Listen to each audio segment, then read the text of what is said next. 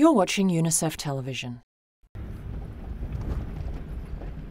In the Democratic Republic of the Congo, poor infrastructure and difficult terrain isolate villages and prevent citizens from accessing basic health care.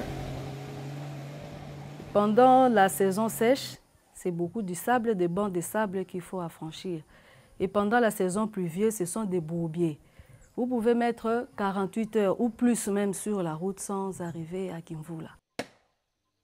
Conditions like these make delivery of any health services difficult and the transportation of fragile, temperature-sensitive vaccines almost impossible. L'infirmier titulaire, le responsable de l'aire de santé, doit parcourir 40 km de son aire de santé jusqu'au point où il y a un réfrigérateur pour récupérer les vaccins, rentrer avec et maintenant là-bas commencer à aller faire les stratégies avancées. In hard-to-reach districts like Tanganyika, supplies can be delayed for hours, waiting to cross a river on a makeshift raft. Lacking the means to distribute supplies, the district has struggled to provide complete, routine early childhood vaccination. Tanganyika district is the epicenter of the region's polio outbreak. In 2010, 3 health zones in the district reported 8 cases of polio. Les activités réelles de vaccination, qui est en fait l'activité phare, n'ont pas tourné correctement. Il y a eu une cohorte de populations qui ont vécu avec une immunité que nous pouvons appeler vierge. With the support of UNICEF, the Ministry of Health has placed a particular focus on eradicating polio in the DRC. Les 3 défis que nous avons pour les PEV d'une façon générale. 1. Arrêter la circulation du poliovirus sauvage, diminuer le nombre des enfants non vaccinés et mobiliser le plus possible, avoir des financements sécurisés. Kinshasa, DRC's capital city, is the point of arrival for all vaccines and the starting point for distribution. 19 cold chambers provided by UNICEF work around the clock to keep vaccines at the right conservation temperature. Despite proper handling at the national depot, vaccines are still at risk of spoiling when they arrive at provincial health centers. Maintaining proper cold chain conditions while dispatching vaccines to remote areas by plane, road, bicycle or walking proves to be extremely challenging.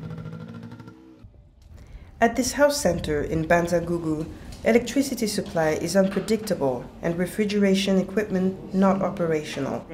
Ici à l'antenne, nous avons 3 réfrigérateurs qui ne marchent pas, un congélateur là-bas derrière moi qui ne marche pas. Il y a un réfrigérateur dont le couvercle même ne se ferme pas très bien. When electricity is not available, gasoline-powered refrigerators keep vaccines at the proper temperature. En RDC, on a fait un inventaire en 2011 qui nous a démontré que 66% des équipements sont à pétrole, 12% solaire et 24% électrique. Mais globalement, la couverture en équipement de chaîne froide est de 58%. Sur le plan logistique, l'état des lieux actuellement, il est alarmant. Même par rapport aux campagnes que nous faisons, nous devons prendre les glaçons, les transporter ici, amener ça dans ces zones de santé. Et s'il faut partir avec les glaçons ici, chaque zone de santé doit avoir au moins 10 glacières pleines de glaçons. C'est quand même aussi une grande gymnastique qui est un peu compliquée.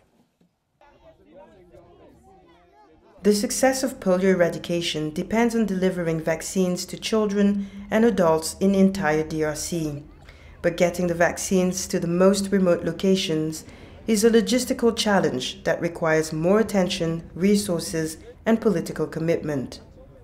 Mitigating these logistical challenges will decrease the risk that polio poses to Congolese children and their families. For more information, visit unicef.org. Unite for Children.